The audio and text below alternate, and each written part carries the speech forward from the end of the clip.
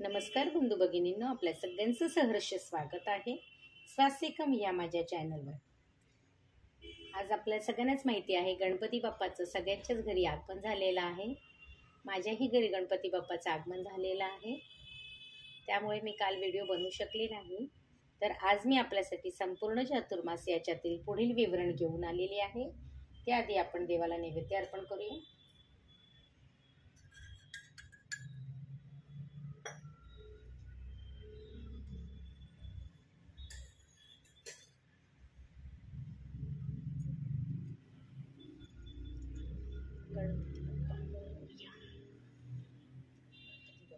मोरया मंगल मूर्ती मोरया, गणपती बाप्पा मोरया, मंगल मूर्ती मोरया।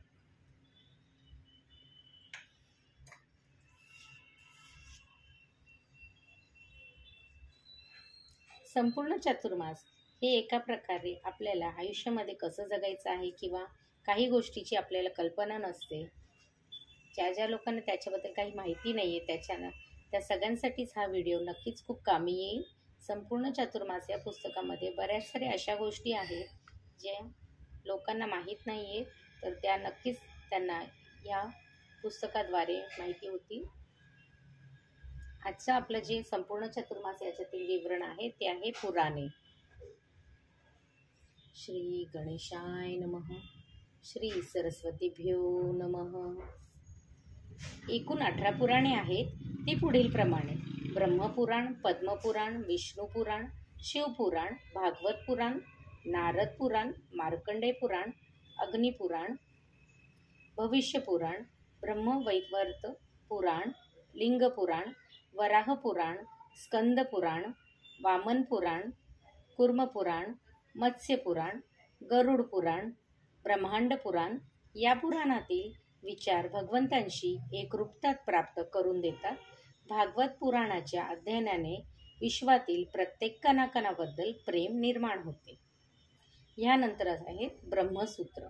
वेदातील वचनांतील उद्देश हा ब्रह्मज्ञान प्राप्ती हाच आहे, हे सिद्ध करण्यासाठी ब्रह्मसूत्र ग्रंथाची रचना झाली। बादरायण व्यास यांनी या ग्रंथाची रचना केली। यात चैतन्य स्वरूप एकच अद्वितीय ब्रह्म आहे असे सिद्ध केले आहे। जीव हा ब्रह्मस्वरूप आहे, म्हणून तो परमेश्वराशी कोणत्याही अवस्थेत भिन्न नाही। आपणास जी थोडी भिन्नता दिसते ती अज्ञानजन्य आहे। यानंतर आहे भगवद्गीता। भगवद्गीता हे वेदांचे सार आहे। प्रपंच आणि परमार्थ हा भिन्न भिन्न न मानता प्रपंच परमार्थ रूप कसा करावा आणि अखंड आनंदाची प्राप्ती कशी करावी याचा उपदेश अर्जुनाच्या माध्यमातून भगवान श्रीकृष्णाने अखिल मानव समाजासाठी केला। गीतेचे एकूण 18 अध्याय असून 700 श्लोक आहेत। यामध्ये अनेक विचार प्रवाहांचा समन्वय केला आहे। कोणत्याही विचार प्रणालीला खंडन न करता अत्यंत उच्च अशा भूमिकेवरून ब्रह्मविद्येचे प्रतिपादन केले आहे। जगातील 192 भाषेत गीतेची भाषांतर झाले आहे।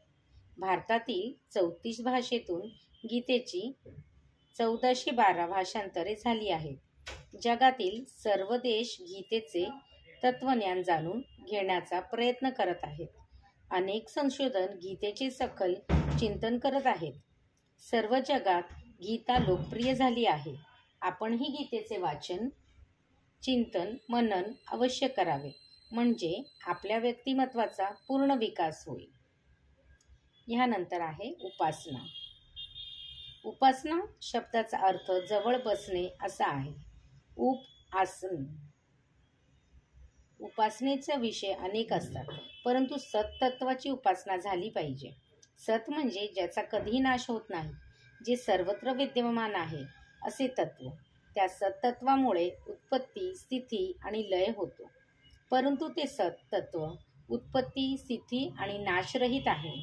त्या सत्तत्वाचा शोध उपासना केल्याशिवाय लागू शकणार नाही असे जगातील सर्व धर्मसंप्रदायांनी वर्णन केले आहे। आपले स्वतःचे स्वरूप, संपूर्ण विश्वाचा आणि आपला संबंध विश्वाला चालविणारी परमसत्ता याचे संपूर्ण ज्ञान प्राप्त होते, हा उपासनेचा उद्देश आहे। श्री विष्णू पर्णमस्तु शुभं भवतु शुभं भवतु शुभं भवतु.